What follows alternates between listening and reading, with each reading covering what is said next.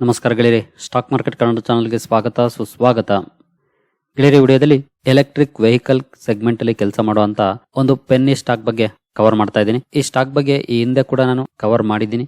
ನಿನ್ನೆಯ ವಿಡಿಯೋ ನೋಡಿದ್ರೆ ಈ ಸ್ಟಾಕ್ ನ ಬಗೆಗಿನ ಒಂದು ಅಪ್ಡೇಟ್ ಅನ್ನ ಬ್ರೀಫ್ ಆಗಿ ತಿಳಿಸ್ಕೊಟ್ಟಿದ್ದೆ. ಸೊ ಅದ್ರ ಬಗ್ಗೆನೆ ಇವತ್ತು ಡೀಟೇಲ್ಡ್ ವಿಡಿಯೋನ ಕವರ್ ಮಾಡ್ತಾ ಇದ್ದೀನಿ. ಜೊತೆಗೆ ಈ ನ್ಯೂಸ್ ನ ಕಾರಣಕ್ಕೆ ಸ್ಟಾಕ್ ಅಲ್ಲಿ ಒಳ್ಳೆ ರ್ಯಾಲಿ ಕೂಡ ಕಂಡು ಬಂದಿದೆ. ಇನ್ ಕೇಸ್ ನಿನ್ನೆ ಈ ವಿಡಿಯೋ ನೋಡಿದ್ರೆ ನಿಮ್ಗೆ ಈಗಾಗಲೇ ಗೊತ್ತಾಗಿರುತ್ತೆ ನಾನು ಯಾವ ಸ್ಟಾಕ್ ಬಗ್ಗೆ ಮಾತಾಡ್ತಿದ್ದೀನಿ ಅಂತ.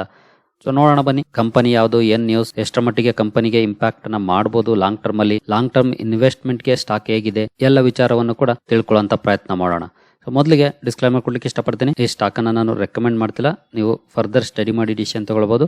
ಆಸ್ ಎ ಎಜುಕೇಶನಲ್ ಪರ್ಪಸ್ ನಾನು ಈ ವಿಡಿಯೋ ನಿಮ್ಮ ಮುಂದೆ ತರ್ತಾ ಇದ್ದೀನಿ. ಪೆನ್ನಿ ಸ್ಟಾಕ್ ಅಂತ ತಕ್ಷಣ ತುಂಬಾ ಜನ ಅಟ್ರಾಕ್ಟ್ ಆಗ್ತಾರೆ, ಕಣ್ಣು ಮುಚ್ಕೊಂಡು ಬೈ ಮಾಡ್ತಾರೆ. ಆ ನಂತರ ಸ್ಟಾಕ್ ಅಲ್ಲಿ ಕರೆಕ್ಷನ್ ಬಂದಾಗ ಲಾಸ್ ಅಲ್ಲಿ ಎಕ್ಸಿಟ್ ಆಗ್ತಾರೆ. ಹಾಗಾಗಿ ಇನ್ವೆಸ್ಟ್ ಮಾಡೋದಕ್ಕೆ ಮುಂಚೆ ಆ ಕಂಪನಿ ಬಗ್ಗೆ, ಆ ಕಂಪನಿಯ ಪೂರ್ವಾಪರಗಳನ್ನ ಅನಾಲಿಸಿಸ್ ಮಾಡಿ ಇನ್ವೆಸ್ಟ್ಮೆಂಟ್ ಡಿಸಿಷನ್ ತಗೊಂಡ್ರೆ ಖಂಡಿತ ನಿಮ್ಗೆ ಆಗುವಂತ ಲಾಸ್ ಗಳನ್ನ ಅವಾಯ್ಡ್ ಮಾಡಬಹುದು. ಹಾಗಾಗಿ ವಿಡಿಯೋ ನೋಡಿ ನಂತರ ನೀವು ಕೂಡ ಇನ್ನೂ ಹೆಚ್ಚಿನ ವಿಚಾರಗಳನ್ನ ಕಂಪನಿ ಬಗ್ಗೆ ತಿಳ್ಕೊಳ್ಳಿ. ರಿಸ್ಕ್ ರಿವಾರ್ಡ್ ರೇಷಿಯೋ ಅರ್ಥ ಮಾಡ್ಕೊಂಡು ಇನ್ವೆಸ್ಟ್ಮೆಂಟ್ ಡಿಸಿಷನ್ ತಗೊಳ್ಳಿ.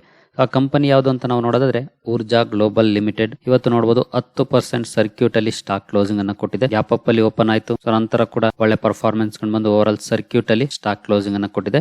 ಮಾರ್ಕೆಟ್ ಕ್ಯಾಪ್ ಅನ್ನು ನೋಡಬಹುದು, ಬರೀ 1,000 ಕೋಟಿ ಮಾರ್ಕೆಟ್ ಕ್ಯಾಪ್ ಇರುವಂತಹ ಕಂಪನಿ. ತುಂಬಾ ಸಣ್ಣ ಕಂಪನಿ. ಹಿಂದೆ ಕೂಡ ನಾನು ಈ ಸ್ಟಾಕ್ ಅನ್ನ ಕವರ್ ಮಾಡಿದ್ದೀನಿ, ಇದೇ ಮೊದಲನೇ ಸಲ ಏನೆಲ್ಲ ಕವರ್ ಮಾಡ್ತಾ ಇರೋದು. ಹಾಗಾದ್ರೆ ಕಂಪನಿ ಕೊಟ್ಟಂತ ನ್ಯೂಸ್ ಏನು, ಅದನ್ನ ನಾವು ನೋಡೋದಾದ್ರೆ ಮೊದಲಿಗೆ ನೋಡಬಹುದು 16ನೇ ತಾರೀಕೆ ಈ ಅಪ್ಡೇಟ್ ಅನ್ನ ಕಂಪನಿ ಎಕ್ಸ್ಚೇಂಜಸ್ ಗೆ ತನ್ನ ಫೈಲಿಂಗ್ ಅಲ್ಲಿ ತಿಳಿಸ್ಕೊಟ್ಟಿದೆ. ಅದು ಮಾರ್ಕೆಟ್ ಕ್ಲೋಸ್ ಆದ್ಮೇಲೆ 18:14 ಅಂದ್ರೆ 6:14 ಈ ಅನೌನ್ಸ್ಮೆಂಟ್ ಬಂದಿದೆ ಕಂಪನಿಯಿಂದ. ಮಾರ್ಕೆಟ್ ಕ್ಲೋಸ್ ಆದ್ಮೇಲೆ ಬಂದಿತ್ತು. ಹಾಗಾಗಿ ರಿಯಾಕ್ಷನ್ ಇವತ್ತು ನೋಡ್ಲಿಕ್ಕೆ ಸಿಕ್ಕಿದೆ.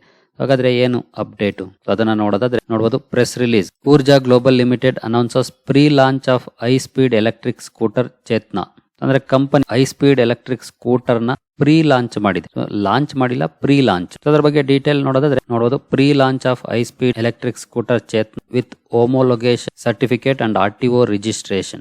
Urja Global Limited, a renowned leader in renewable energy and electric vehicle innovation, proudly announces the pre-launch of its high-speed electric scooter Chetna, certified with homologation certificate. This cutting-edge scooter is designed to cater to the modern family's needs, combining advanced technology with sleek design and safety features. ಇದು ಕಂಪನಿಯಿಂದ ಬಂದಂತ announcement. ಹಾಗೆ ಇಲ್ಲಿ ಕೆಳಗಡೆ ಹೋದ್ರೆ ಕಂಪನಿಯ ಈ scooter ಏನಿದೆ ಅದರ ಕೀ ಫೀಚರ್ಸ್ ಅನ್ನು ಕೂಡ ಕೊಟ್ಟಿದ್ದಾರೆ. ಹಾಗೆ ಎಸ್ಪೆಷಲಿ ಎಲೆಕ್ಟ್ರಿಕ್ ಸ್ಕೂಟರ್ ಅಂತಂದ್ರೆ ಈ ಸ್ಕೂಟರ್ ಎಷ್ಟು ಮೈಲೇಜ್ ಅನ್ನ ಕೊಡಬಹುದು ಅದು ತುಂಬಾ ಇಂಪಾರ್ಟೆಂಟ್ ಆಗುತ್ತೆ. ನೋಡಬಹುದು ಇಲ್ಲಿ, the newly pre launched Chetana high speed scooter is equipped with a state of the art lithium ion battery providing a remarkable range of over 100 kilometers on a single charge. ಅಂದ್ರೆ ಒಂದ್ ಸಲ ಚಾರ್ಜ್ ಮಾಡಿದ್ರೆ 100 kilometers charge ಬರುತ್ತೆ. ಹಾಗೆ ಕಂಪನಿಯ scooter ನ key features ಅನ್ನು ನೋಡಿದ್ರೆ ರಿಮೋಟ್ ಲಾಕ್ ಇರುತ್ತೆ, ಕಂಫರ್ಟಬಲ್ ಸೀಟ್, ಡಿಸ್ಕ್ ಬ್ರೇಕ್ ಇರುತ್ತೆ, ನಾಯ್ಸ್ ಫ್ರೀ ವೆಹಿಕಲ್ ಇರುತ್ತೆ. ಆಲ್ಮೋಸ್ಟ್ ಎಲ್ಲ ಎಲೆಕ್ಟ್ರಿಕ್ ವೆಹಿಕಲ್ ಗಳು ಕೂಡ ನಾಯ್ಸ್ ಫ್ರೀನೇ ಇರುತ್ತೆ. ಮೊಬೈಲ್ ಚಾರ್ಜಿಂಗ್ ಪಾಯಿಂಟ್ ಕೂಡ ಇರುತ್ತೆ, ಟೆಲಿಸ್ಕೋಪಿಕ್ ಶಾಕರ್ ಇದೆ, ರೀಜನರೇಟಿವ್ ಬ್ರೇಕಿಂಗ್. ಇದು ತುಂಬಾನೇ ಇಂಪಾರ್ಟೆಂಟ್ ಅಂತ ಹೇಳ್ಬೋದು. ನೋಡಬಹುದು, energy efficient breaking system that recharges the battery. So break apply ಮಾಡಿದಾಗ ಅದು ಬ್ಯಾಟರಿ ರೀಚಾರ್ಜ್ ಆಗುತ್ತೆ. ಆ ರೀತಿಯ ಟೆಕ್ನಾಲಜಿಯನ್ನ ಅಳವಡಿಸಿದ್ದಾರೆ. ಹಾಗೆ ರಿಪೇರ್ ಸ್ವಿಚ್, ಅಂದ್ರೆ ಏನಾದ್ರೂ ಸಣ್ಣ ಪುಟ್ಟ ಸಮಸ್ಯೆಗಳಾಗಿದೆ ಅದನ್ನ ಟ್ರಬಲ್ ಶೂಟ್ ಮಾಡೋ ಮೂಲಕ ರಿಪೇರ್ ಕೂಡ ಮಾಡ್ಕೊಳ್ಳುವಂತದ್ದಿದೆ. ಹಾಗೆ ಆಂಟಿ ಥೆಫ್ಟ್ ಲಾಕಿಂಗ್, ಅಂದ್ರೆ ಕಳ್ಳತನದಿಂದ ರಕ್ಷಿಸೋದಕ್ಕೆ ಕೂಡ ಆಂಟಿ ಥೆಫ್ಟ್ ಲಾಕ್ ಕೂಡ ಕೊಟ್ಟಿದ್ದಾರೆ ಈ ಸ್ಕೂಟರ್ ಅಲ್ಲಿ. ಇದು ಈ ಸ್ಕೂಟರ್ ನ ಕೆಲವೊಂದು ಕೀ ಫೀಚರ್ಸ್ ಆಯ್ತು. ನಂತರ ನಾವು ಕಂಪನಿ ಬಗ್ಗೆ ತಿಳ್ಕೊಳ್ಳೋದಾದ್ರೆ, Urja Global Limited is a pioneer in the renewable energy sector, delivering innovative and sustainable energy solutions including solar products, batteries and electric vehicles. So ಈ ಮೂರು ಬಿಸ್ನೆಸ್ ಸೆಗ್ಮೆಂಟ್ಸ್ ಅಲ್ಲಿ ಕೆಲಸ ಮಾಡುತ್ತೆ. ಸೋಲಾರ್ ಪ್ರಾಡಕ್ಟ್ಸ್ ಇದೆ, ಬ್ಯಾಟರೀಸ್ ಇದೆ, electric vehicles ಇದೆ. ಹಾಗೆ sustainable energy solutions ಅನ್ನು ಕೂಡ ಕಂಪನಿ ಪ್ರೊವೈಡ್ ಮಾಡುತ್ತೆ. ಹಾಗೆ ನೋಡಬಹುದು, known for manufacturing low speed scooters in the non RTO segment. So non RTO segment ಅಲ್ಲಿ ಲೋ ಸ್ಪೀಡ್ ಸ್ಕೂಟರ್ಸ್ ಇರುತ್ತೆ. ಈಗ ಕಂಪನಿ ಎಕ್ಸ್ಪ್ಯಾಂಡ್ ಮಾಡ್ಕೊಂಡಿದೆ ಅದನ್ನ. Its offerings to include high speed scooters with full RTO registration, continuing its commitment to advancing eco friendly technologies. ತುಂಬಾ ಒಳ್ಳೆ news ಅಂತಾನೆ ಹೇಳ್ಬೋದು ಕಂಪನಿಗೆ ಸಂಬಂಧಪಟ್ಟಂತೆ ಇದನ್ನ. ಹಾಗೆ ನಾವು ಕಂಪನಿಯ ವೆಬ್ಸೈಟ್ ಗೆ ವಿಸಿಟ್ ಮಾಡಿದ್ರೆ ಇಲ್ಲಿ ನೋಡಬಹುದು, ಈ ರಿಕ್ಷಾ ಬ್ಯಾಟರೀಸ್ ಕೂಡ ಇದೆ ಕಂಪನಿಯಲ್ಲಿ. ಹಾಗೆ ಕಂಪನಿಯನ್ನೀಗ ಪ್ರೀ ಲಾಂಚ್ ಮಾಡಿದೆ.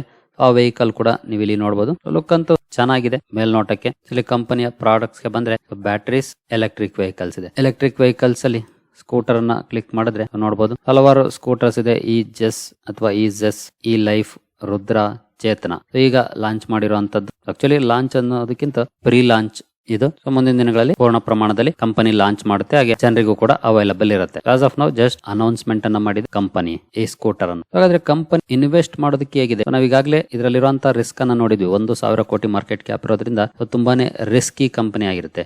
ಲಾಸ್ಟ್ 1 year ಅಲ್ಲಿ ಯಾವ ರೀತಿ ಪರ್ಫಾರ್ಮ್ ಮಾಡಿದೆ ಅಂತ ನಾವು ನೋಡೋದಾದ್ರೆ 122% ಪಾಸಿಟಿವ್ ಪರ್ಫಾರ್ಮೆನ್ಸ್ ಇದೆ. ಬಟ್ ಮಧ್ಯದಲ್ಲಿ ನೋಡಬಹುದು ಯಾವ ರೀತಿ ಪಂಪ್ ಮಾಡಿದ್ರು ಈ ಸ್ಟಾಕ್ ಅನ್ನ ಆಪರೇಟರ್ಸ್ ಅಂತ, ನಂತರ ಡಂಪ್ ಕೂಡ ಮಾಡಿದ್ದಾರೆ. ಆಲ್ಮೋಸ್ಟ್ 50% ಡೌನ್ ಆಗಿತ್ತು, ನಂತರ ಒಂದಷ್ಟು ರಿಕವರ್ ಆಗಿ ಈಗಲೂ ಕೂಡ 44% ಡೌನ್ ಅಲ್ಲಿದೆ ಫೆಬ್ರವರಿಯಿಂದ ಇಲ್ಲಿವರೆಗೂ ಕೂಡ. ಈ ಪೆನ್ನಿ ಸ್ಟಾಕ್ ಗಳಲ್ಲಿ ಇನ್ವೆಸ್ಟ್ ಮಾಡಿದಾಗ ಈ ರಿಸ್ಕ್ ಇದ್ದೇ ಇರುತ್ತೆ. ಹಾಗಾಗಿನೇ ಈ ಸ್ಟಾಕ್ ಗಳಲ್ಲಿ ಇನ್ವೆಸ್ಟ್ ಮಾಡುವಾಗ ತುಂಬಾನೇ ಹುಷಾರಾಗಿರ್ಬೇಕಾಗುತ್ತೆ, ತುಂಬಾನೇ ಕೇರ್ಫುಲ್ ಆಗಿರ್ಬೇಕಾಗುತ್ತೆ. ತುಂಬಾನೇ ಕೇರ್ಫುಲ್ ಆಗಿದ್ದಷ್ಟು ನಮ್ಮ ಕ್ಯಾಪಿಟಲ್ ಸೇಫ್ ಇರುತ್ತೆ, ಇಲ್ಲಾಂದ್ರೆ ಲಾಸ್ ಮಾಡ್ಕೊಂಡು ಎಕ್ಸಿಟ್ ಆಗ್ಬೇಕಾಗುತ್ತೆ. 5 years ಪರ್ಫಾರ್ಮೆನ್ಸ್ ಅನ್ನ ನೋಡಿದ್ರೆ 996% ರಿಟರ್ನ್ಸ್ ಇದೆ. ಬಟ್ ಯಾವ ರೀತಿ ಪಂಪ್ ಅಂಡ್ ಡಂಪ್ ಮಾಡಿದ್ದಾರೆ ನೋಡಬಹುದು. ಈ ಅಪ್ ಅಲ್ಲಿ ಯಾರಾದ್ರೂ ತಗಲಾಕೊಂಡಿದ್ರೆ ಈವನ್ ಟುಡೇ ಲಾಸ್ ಅಲ್ಲೇ ಇದ್ದಾರೆ ಸ್ಟಾಕ್ ಅಲ್ಲಿ. ಹಾಗೆ ಈ ರ್ಯಾಲಿಯಲ್ಲಿ ಯಾರಾದ್ರೂ ಬೈ ಮಾಡಿ ತಗಲಾಕೊಂಡಿದ್ರೆ ಈಗಲೂ ಕೂಡ ಲಾಸ್ ಅಲ್ಲಿ ಇದ್ದಾರೆ. ಹಾಗಾಗಿನೇ ಇನ್ವೆಸ್ಟ್ ಮಾಡುವಂತ ಸಮಯದಲ್ಲಿ ತುಂಬಾನೇ ಕೇರ್ಫುಲ್ ಆಗಿರ್ಬೇಕಾಗುತ್ತೆ ಪೆನ್ನಿ ಸ್ಟಾಕ್ ಗಳಲ್ಲಿ ಇನ್ವೆಸ್ಟ್ ಮಾಡುವಾಗ. ಹಾಗೆ ಮ್ಯಾಕ್ಸಿಮಮ್ ಪರ್ಫಾರ್ಮೆನ್ಸ್ ಅನ್ನ ನೋಡಿದ್ರೆ ಈ ರೀತಿ ಪಂಪ್ ಅಂಡ್ ಡಂಪ್ ಇವತ್ತೇನು ಹೊಸದಾಗಿ ಬಂದಿರುವಂತದ್ದಲ್ಲ. ನೀವು ಇಲ್ಲಿ ನೋಡಬಹುದು 2010ರಲ್ಲೂ ಕೂಡ ಅದೇ ರೀತಿ ಪರ್ಫಾರ್ಮೆನ್ಸ್ ಇದೆ, ನಂತರ 2017ರಲ್ಲೂ ಅದೇ ರೀತಿ ಪರ್ಫಾರ್ಮೆನ್ಸ್ ಇದೆ, ನಂತರ 2021ರಲ್ಲೂ ಅದೇ ರೀತಿ ಇದೆ, ಹಾಗೆ 2023ರಲ್ಲೂ ಅದೇ ರೀತಿ ಇದೆ. ಈ ಹಿಂದಿನಿಂದ ಕೂಡ ಅದೇ ರೀತಿ ಪರ್ಫಾರ್ಮೆನ್ಸ್ ಈ ಸ್ಟಾಕ್ ಅಲ್ಲಿ ಬರ್ತಿದೆ. ಅದನ್ನ ಕ್ಲಿಯರ್ ಆಗಿ ನಾವು ನೋಡಬಹುದು. ನಂತರ ಕಂಪನಿಯ ನಂಬರ್ಸ್ ನೋಡೋದಾದ್ರೆ ಕಂಪನಿಯ ಬ್ಯಾಲೆನ್ಸ್ ಶೀಟ್ ಆಗಿದೆ ಅಂತ ನೋಡಬಹುದು. ರಿಸರ್ವ್ಸ್ 91 ಕೋಟಿ ರಿಸರ್ವ್ಸ್ ಇದೆ. ಸಣ್ಣ ನಂಬರ್ಸ್, ಸಣ್ಣ ಕಂಪನಿ, ಜೊತೆಗೆ ಲಾಸ್ಟ್ 5 years ನೋಡಿದ್ರೆ ಡೀಸೆಂಟ್ ಪರ್ಫಾರ್ಮೆನ್ಸ್ ಇದೆ. ಬಿಗ್ ಚೇಂಜಸ್ ಇಲ್ಲ, ಬಟ್ ಡೀಸೆಂಟ್ ಪರ್ಫಾರ್ಮೆನ್ಸ್ ಇದೆ. ಹಾಗೆ ತುಂಬಾನೇ ಇಂಪಾರ್ಟೆಂಟ್ ಪಾಯಿಂಟ್ ಏನಪ್ಪಾ ಅಂತಂದ್ರೆ ಲಾಂಗ್ ಟರ್ಮ್ ಅಲ್ಲಿ ಯಾವುದೇ ರೀತಿಯ ಸಾಲ ಇಲ್ಲ, ನಂತರ ಶಾರ್ಟ್ ಟರ್ಮ್ ಅಲ್ಲಿ ಅಲ್ಲೂ ಕೂಡ ಯಾವುದೇ ರೀತಿಯ ಸಾಲ ಇಲ್ಲ. ಖಂಡಿತ ಇದು ಒಳ್ಳೆ ಪಾಯಿಂಟ್ ಅಂತ ಹೇಳ್ಬೋದು ಬ್ಯಾಲೆನ್ಸ್ ಶೀಟ್ ಅಲ್ಲಿ, ಯಾಕಂದ್ರೆ ಯಾವುದೇ ರೀತಿಯ ಎಕ್ಸ್ಟ್ರಾ ಬರ್ಡನ್ ಕಂಪನಿಗೆ ಇಲ್ಲ ಆಸ್ ಆಫ್ ನೌ. ನಂತರ ಕ್ಯಾಶ್ ಅಂಡ್ ಕ್ಯಾಶ್ ಈಕ್ವಲೆಂಟ್ಸ್ ಗೆ ಬಂದ್ರೆ 1.2 crore ಕ್ಯಾಶ್ ಕೂಡ ಇದೆ ಕಂಪನಿಯ ಕೈಲಿ. ಸೊ ಬ್ಯಾಲೆನ್ಸ್ ಶೀಟ್ ಅಲ್ಲಿ ಅಂತ ಬಿಗ್ ನೆಗೆಟಿವ್ ಪಾಯಿಂಟ್ ಏನಿಲ್ಲ, ಚೆನ್ನಾಗಿದೆ ಅಂತ ಹೇಳ್ಬೋದು. ರಿಸರ್ವ್ಸ್ ಚೆನ್ನಾಗಿದೆ, ಅದು ಸ್ಲೋ ಆಗಿ ಗ್ರೋ ಆಗ್ತಿದೆ, ಯಾವುದೇ ರೀತಿಯ ಸಾಲ ಇಲ್ಲ. So balance sheet okay. ಕಂಪನಿಯ ಪ್ರಾಫಿಟ್ ಅಂಡ್ ಲಾಸ್ ಅಕೌಂಟ್ ಏನ್ ಹೇಳುತ್ತೆ, ಹಾಗೆ ಶೇರ್ ಹೋಲ್ಡಿಂಗ್ ಪ್ಯಾಟರ್ನ್ ಏನ್ ಹೇಳುತ್ತೆ ಅಂತ ನಾವು ನೋಡೋದಾದ್ರೆ ಕಂಪನಿಯ ಪ್ರಾಫಿಟ್ ಅಂಡ್ ಲಾಸ್ ಅಕೌಂಟ್ ಅನ್ನ ನೋಡೋದಾದ್ರೆ 2017ರಿಂದ ಡೇಟಾ ನೋಡಬಹುದು. 128, 133, 136, 163. 2021 ಅಲ್ಲಿ ಸ್ವಲ್ಪ ಡೌನ್ ಆಯ್ತು. 22 ಇನ್ನೂ ಡೌನ್ ಆಯ್ತು ನೋಡಬಹುದು ಕಂಪನಿಯ ಪರ್ಫಾರ್ಮೆನ್ಸ್ ಅನ್ನ. 163 ರೇಂಜ್ ಅಲ್ಲಿ ಇದ್ದಂತ ಕಂಪನಿಯ ಸೇಲ್ಸ್ 45 ಕೋಟಿ ರೇಂಜಿಗೆ ಬಂದಿದೆ. ಅಂದ್ರೆ ಕಂಪನಿಯ ಬಿಸ್ನೆಸ್ ಅಲ್ಲಿ ಪೂರ್ ಪರ್ಫಾರ್ಮೆನ್ಸ್ ಕಂಡು ಬಂದಿದೆ ಲಾಸ್ಟ್ 3-4 years ಅಲ್ಲಿ, 3 years ಅಲ್ಲಿ ಅಂತಾನೆ ಹೇಳ್ಬೋದು ಬೇಕಿದ್ರೆ. ನಂತರ ಕಂಪನಿ ಮುಂಚೆ ನೋಡಬಹುದು ಆಪರೇಟಿಂಗ್ ಪ್ರಾಫಿಟ್ ಏನಿರಲಿಲ್ಲ. 163 ಕೋಟಿ ಸೇಲ್ಸ್ ಮಾಡಿದ್ರು ಕೂಡ ಜಸ್ಟ್ 1 crore ಇತ್ತು. ಅದಕ್ಕೆ ಮುಂಚೆ ನೆಗೆಟಿವ್ ಇತ್ತು, ಆ ನಂತರ ಕೂಡ ನೆಗೆಟಿವ್ ಇತ್ತು. ಬಟ್ ಇತ್ತೀಚೆಗೆ ಕಂಪನಿ ಆಪರೇಟಿಂಗ್ ಪ್ರಾಫಿಟ್ ಅಲ್ಲಿ ಪಾಸಿಟಿವ್ ಇದೆ. ಕಂಪನಿಯ ರೆವೆನ್ಯೂ ಡ್ರಾಸ್ಟಿಕಲಿ ಡೌನ್ ಆಗಿದೆ, ಯಾಕೆ ಅಂತ ಖಂಡಿತ ನನಗೂ ಗೊತ್ತಿಲ್ಲ. ಬಟ್ ಕಂಪನಿಯ ಆಪರೇಟಿಂಗ್ ಪ್ರಾಫಿಟ್ ಪಾಸಿಟಿವ್ ಇದೆ. ನಂತರ ನಾವು ನೆಟ್ ಪ್ರಾಫಿಟ್ ಹೇಗಿದೆ ಅಂತ ನೋಡೋದಾದ್ರೆ ನೆಟ್ ಪ್ರಾಫಿಟ್ ಅಲ್ಲೂ ಕೂಡ ಸ್ವಲ್ಪ ಮಟ್ಟಿಗೆ ಕಂಪನಿಯ ಪ್ರಾಫಿಟ್ ಇದೆ, ಲಾಸ್ ಇಲ್ಲ. ಅದೊಂದು ಪಾಸಿಟಿವ್ ಪಾಯಿಂಟ್ ಅಂತ ಹೇಳ್ಬೋದು. ಬಟ್ 2020 ಅಥವಾ 20ಕ್ಕಿಂತ ಮುಂಚೆಗಿನ ರೆವೆನ್ಯೂಗೆ ಕಂಪೇರ್ ಮಾಡಿದ್ರೆ ಖಂಡಿತ ಬಿಗ್ ಚೇಂಜಸ್ ಆಗಿದೆ ಕಂಪನಿಯ ರೆವೆನ್ಯೂನಲ್ಲಿ. ಬಟ್ ಕಂಪನಿ ಒಂದಷ್ಟು ಪ್ರಾಫಿಟ್ ಅನ್ನ ಗಳಿಸ್ತಿದೆ. ತುಂಬಾ ದೊಡ್ಡ ನಂಬರ್ಸ್ ಅಲ್ಲದೆ ಇರ್ಬೋದು, ಬಟ್ ಲಾಸ್ ಮೇಕಿಂಗ್ ಕಂಪನಿ ಆಗಿ ಉಳಿದಿಲ್ಲ. ಸೊ ಅದು ಪಾಸಿಟಿವ್ ಪಾಯಿಂಟ್ ಅಂತ ಹೇಳ್ಬೋದು. ನಂತರ ರಿಟರ್ನ್ ಆನ್ ಇಕ್ವಿಟಿಗೆ ಬಂದ್ರೆ ಏನಿಲ್ಲ, ನಿಲ್ ಅಂತ ಬೇಕಿದ್ರೆ ಹೇಳ್ಬೋದು. 1% ಏನು ಅಲ್ಲ ಅಂತ ಹೇಳ್ಬೋದು. CAGR ಚೆನ್ನಾಗಿದೆ, ಸ್ಟಾಕ್ ಪ್ರೈಸ್ ಒಳ್ಳೆ ಪರ್ಫಾರ್ಮೆನ್ಸ್ ಕೊಟ್ಟಿರೋದ್ರಿಂದ ಇತ್ತೀಚಿನ ದಿನಗಳಲ್ಲಿ CAGR ಚೆನ್ನಾಗಿರುತ್ತೆ. ಪ್ರಾಫಿಟ್ ಗ್ರೋತ್ ಅಲ್ಲಿ ತುಂಬಾನೇ ಫ್ಲಕ್ಚುಯೇಷನ್ಸ್ ಇದೆ. 5 years ಅಲ್ಲಿ 190%, 3 years ಅಲ್ಲಿ ಬರೀ 6%, TTM ಅಲ್ಲಿ 14%. ವೇರಿಯೇಷನ್ಸ್ ಇದೆ. ಸೇಲ್ಸ್ ಗ್ರೋತ್ ಅಲ್ಲಿ TTM okay, 3 years, 5 years, 10 years ಎಲ್ಲಾನು ಕೂಡ ನೆಗೆಟಿವ್ ಇದೆ. ಯಾಕೆಂತಂದ್ರೆ 150ರಿಂದ 45ಕ್ಕೆ ಬಂದಿದೆ, ಹಾಗಾಗಿ ಅಬ್ವಿಯಸ್ಲಿ ನೆಗೆಟಿವ್ ಇರುತ್ತೆ ಪರ್ಫಾರ್ಮೆನ್ಸ್. ನಂತರ ಶೇರ್ ಹೋಲ್ಡಿಂಗ್ ಪ್ಯಾಟರ್ನ್ ಗೆ ಬಂದ್ರೆ ಪ್ರಮೋಟರ್ ಹೋಲ್ಡಿಂಗ್ ನೋಡಬಹುದು, ಜಸ್ಟ್ 19.4% ಇದೆ. ಹಾಗೆ FIS ಸ್ವಲ್ಪ ಮಟ್ಟಿಗೆ ಈ ಕ್ವಾರ್ಟರ್ ಅಲ್ಲಿ ಬೈ ಮಾಡಿದರೆ 0.44% ಇದೆ. DIS ಇಲ್ವೇ ಇಲ್ಲ. ಪಬ್ಲಿಕ್ 80% ಇದೆ. ಇದೊಂದು ರಿಸ್ಕಿ ಚಾರ್ಟ್ ಪ್ಯಾಟರ್ನ್ ಅಂತ ಹೇಳ್ಬೋದು. ಸೊ ಮುಂಚೆ ನೀವು ಇಲ್ಲಿ ನೋಡಬಹುದು 31-32% ಹೋಲ್ಡಿಂಗ್ ಅನ್ನ ಇಟ್ಟಿದ್ರು. ಅರೌಂಡ್ 32% ಹೋಲ್ಡಿಂಗ್ ಇತ್ತು ಟಿಲ್ 2022 ವರೆಗೂ. 2022 ನಂತರ ಗ್ರಾಜುಯಲ್ ಆಗಿ ಕಡಿಮೆ ಮಾಡ್ಕೊಂಡು ಬಂದಿದ್ರೆ ಈಗ 19% ಬಂದಿದೆ ಪ್ರಮೋಟರ್ಸ್. ಇಲ್ಲಿ ಪ್ರಮೋಟರ್ಸ್ ಸೆಲ್ ಮಾಡಿದ್ದನ್ನೆಲ್ಲ ಬೈ ಮಾಡಿರೋದು ಪಬ್ಲಿಕ್ಸ್. ಇದು ಸ್ವಲ್ಪ ರಿಸ್ಕಿ ಪ್ಯಾಟರ್ನ್ ಅಂತ ಹೇಳ್ಬೋದು ಶೇರ್ ಹೋಲ್ಡಿಂಗ್ ಅನ್ನ ನೋಡಿದ್ರೆ. ಯಾಕೆಂತಂದ್ರೆ ಇನ್ ಕೇಸ್ ಪ್ರಮೋಟರ್ ಸೆಲ್ ಮಾಡಿದ್ದನ್ನ FIS DIS ತಗೊಳ್ತಿದ್ದಾರೆ ಅಂತಂದ್ರೆ ಕಂಪನಿಯಲ್ಲಿ ಏನೋ ಪಾಸಿಟಿವ್ ಇದೆ, ಅದಕ್ಕಾಗಿನೇ FIS DIS ಇಂಟ್ರೆಸ್ಟ್ ತೋರಿಸ್ತಿದ್ದಾರೆ ಅಂದ್ಕೊಳ್ಬಹುದು. ಬಟ್ FIS DIS ಇಂಟ್ರೆಸ್ಟ್ ತೋರಿಸ್ತಿಲ್ಲ, ಹೋಗ್ತಾ ಇರೋದು ಪಬ್ಲಿಕ್ಗೆ. ಹಾಗಾಗಿ ಸ್ವಲ್ಪ ಕಾಶಿಯಸ್ ಆಗಿ ಇರಬೇಕಾಗುತ್ತೆ ಇಂಥ ಕಂಪನಿಗಳಲ್ಲಿ ಇನ್ವೆಸ್ಟ್ ಮಾಡುವಾಗ. ಈಗ ಎಲೆಕ್ಟ್ರಿಕ್ ಬೂಮ್ ಖಂಡಿತ, ಬಟ್ ಇಲ್ಲಿ ಸ್ವಲ್ಪ ನೆಗೆಟಿವ್ ಇಂಡಿಕೇಶನ್ಸ್ ಏನು ಅಂತಂದ್ರೆ ಶೇರ್ ಹೋಲ್ಡಿಂಗ್ ಪ್ಯಾಟರ್ನ್ ಒಂದು, ನಂತರ ಕಂಪನಿಯ ಸೇಲ್ಸ್ ಪರ್ಫಾರ್ಮೆನ್ಸ್ ಅಲ್ಲಿ ಸ್ವಲ್ಪ ನೆಗೆಟಿವ್ ಸೆಂಟಿಮೆಂಟ್ ಕಂಡು ಬರ್ತಾ ಇದೆ. ಇನ್ನು ಉಳಿದಂತೆ ಸೆಕ್ಟರ್ ವೈಸ್ ಪರ್ಫಾರ್ಮೆನ್ಸ್ ಅನ್ನು ನೋಡಿದ್ರೆ ಖಂಡಿತ ಓಲಾ ಯಾವ ರೀತಿ ಪರ್ಫಾರ್ಮ್ ಮಾಡ್ತಿದೆ ಅಂತ ನೀವು ನೋಡಿದ್ದೆ. ಹಾಗಾಗಿ ಆ ನಿಟ್ಟಿನಲ್ಲಿ ನಾವು ಕಂಪೇರ್ ಮಾಡಿದಾಗ ಸೆಕ್ಟರ್ ಪಾಸಿಟಿವ್ ಇದೆ, ಬಟ್ ಕಂಪನಿಯಲ್ಲಿ ಕೆಲವೊಂದು ನೆಗೆಟಿವ್ಸ್ ಇದೆ. ಹಾಗಾಗಿ ತುಂಬಾನೇ ಹುಷಾರಾಗಿ ಡೀಲ್ ಮಾಡಬೇಕಾಗುತ್ತೆ ಇಂತಹ ಕಂಪನಿಗಳಲ್ಲಿ ಇನ್ವೆಸ್ಟ್ ಮಾಡುವಾಗ. ಹಾಗೆ ನಾನು ಯಾವಾಗ್ಲೂ ಹೇಳ್ತಾ ಇರ್ತೀನಿ ಒಂದು ಪಾಯಿಂಟ್ ಅನ್ನ, ಇಂತಹ ಕಂಪನಿಗಳಲ್ಲಿ ಇನ್ವೆಸ್ಟ್ ಮಾಡುವಾಗ ನಾವು ಕಳ್ಕೊಳಕ್ ರೆಡಿ ಇರೋ ಅಷ್ಟನ್ನು ಇನ್ವೆಸ್ಟ್ ಮಾಡಬೇಕು. ಫಾರ್ ಎಕ್ಸಾಂಪಲ್, ನಾನು ಒಂದು 10,000 ಇನ್ವೆಸ್ಟ್ ಮಾಡಿದ್ರೆ 10,000 ಹೋದ್ರೂ ಕೂಡ ನನ್ನ ಪರಿಸ್ಥಿತಿ ಏನ್ ಬದಲಾಗೋದಿಲ್ಲ. ಅಂದ್ರೆ ಅಷ್ಟನ್ನ ಇನ್ವೆಸ್ಟ್ ಮಾಡಿ ಬಿಡ್ಬೇಕಷ್ಟೇ. ಇಲ್ಲ ನನ್ಗೆ 10,000 1,000 ಲಾಸ್ ಆದ್ರೂ ಕೂಡ ನನಗೆ ಕಷ್ಟ ಅಂದ್ರೆ ಇನ್ವೆಸ್ಟ್ ಮಾಡಕ್ಕೆ ಹೋಗ್ಬಾರ್ದು, ಇಗ್ನೋರ್ ಮಾಡ್ಬಿಡ್ಬೇಕು. ಯಾಕಂದ್ರೆ ಕಂಪನಿಯ ಚಾರ್ಟ್ ಪ್ಯಾಟರ್ನ್ ನೋಡಿದಾಗ ಯಾವ ರೀತಿ ವಾಲಟೈಲ್ ಪರ್ಫಾರ್ಮೆನ್ಸ್ ಇದೆ, ಪಂಪ್ ಅಂಡ್ ಡಂಪ್ ಆಕ್ಟಿವಿಟಿ ನಡೀತಿರುತ್ತೆ ಅನ್ನೋದಕ್ಕೆ ಈ ಚಾರ್ಟ್ ತುಂಬಾ ಚೆನ್ನಾಗಿ ಉದಾಹರಣೆ ಕೊಡ್ತಾ ಇದೆ. ಹಾಗಾಗಿ ಇನ್ವೆಸ್ಟ್ ಮಾಡೋದಕ್ಕೆ ಮುಂಚೆ ಆ ವಿಚಾರಗಳನ್ನ ತಿಳ್ಕೊಳ್ಳೋದು ಬೆಟರ್ ಆಗುತ್ತೆ. ಏನೋ 5-10,000 ಇನ್ವೆಸ್ಟ್ ಮಾಡ್ತೀವಿ, ಟ್ರೈ ಮಾಡ್ತೀವಿ ಅನ್ನೋಂಥವ್ರು ಕಂಪನಿಯನ್ನ ಸ್ಟಡಿ ಮಾಡಿ ಡಿಸೈಡ್ ಮಾಡ್ಬೋದು, ಇಲ್ಲ ಸ್ಟ್ರೈಟ್ ಅವೇ ಇಗ್ನೋರ್ ಕೂಡ ಮಾಡ್ಬೋದು.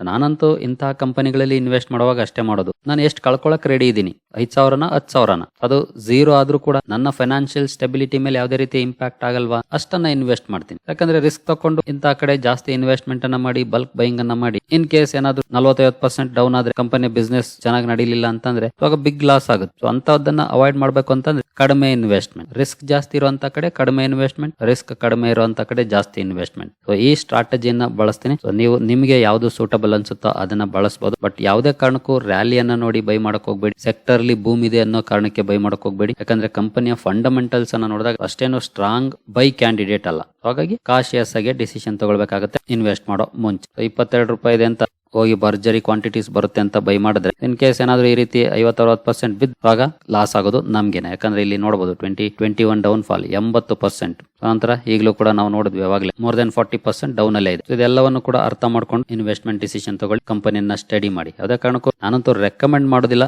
ಯಾವ ಸ್ಟಾಕ್ ಗಳನ್ನು ಕೂಡ. ಆಸ್ ಎ ಎಜುಕೇಶನಲ್ ಪರ್ಪಸ್ ನಿಮ್ಮ ಮುಂದೆ ತರ್ತೀನಿ, ನೀವು ಅದನ್ನ ಸ್ಟಡಿ ಮಾಡಿ ನಿಮ್ಗೆ ಏನ್ ಅನ್ಸುತ್ತೆ ಅದ್ರ ಮೇಲೆ ನೀವು ಡಿಸಿಷನ್ ತಗೊಳ್ಬೇಕು. ಸರಿ ಗೆಳೆಯರೆ, ಈ ವಿಡಿಯೋ ನಿಮಗೆ ಇಷ್ಟ ಆಗಿದೆ ಅಂದ್ಕೊಳ್ತೀನಿ. ಮುಂದಿನ ವಿಡಿಯೋದಲ್ಲಿ ಸಿಗೋಣ. ಅಲ್ಲಿವರೆಗೂ ಜೈ ಹಿಂದ್, ಜೈ ಕರ್ನಾಟಕ.